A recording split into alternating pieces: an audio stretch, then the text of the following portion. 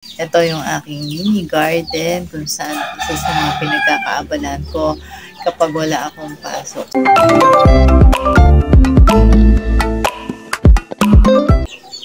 Hello! Good morning, friendly people! For today's video, it's weekend. Nandito ako sa aking ngayong mini garden. So, yan yung aking mga bagong tanim. So, dito sa baba, meron akong tanim na mga sili. Yan.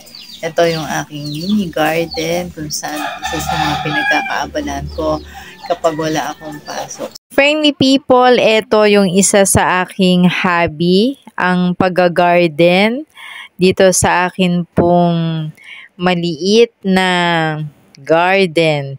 So, ito yung aking mga bagong tanim. So, I think mga 2 days pa lang itong tanim ko na sili. Ang sili po na to ay 10 pieces, mga siling panigang.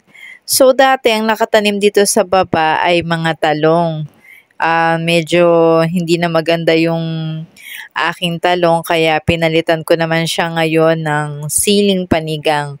At ito yung isa sa napakasarap na maging hobby ang pag-garden.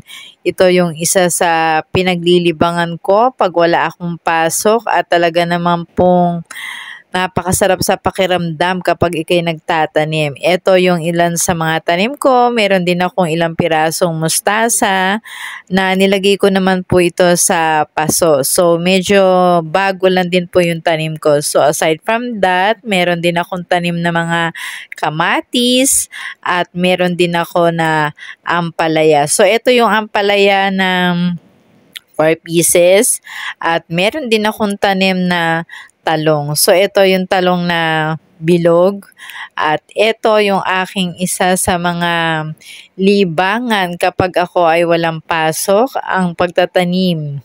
Ito yung aking mini garden kung saan isa sa mga pinagkakaabalan ko kapag wala akong pasok. So, hindi maganda yung aking mga tanim ngayon pero i-enhance natin sila. Yan. So, ito yung aking mini garden. Yan. Happy weekend everyone and thank you for watching. Bye po!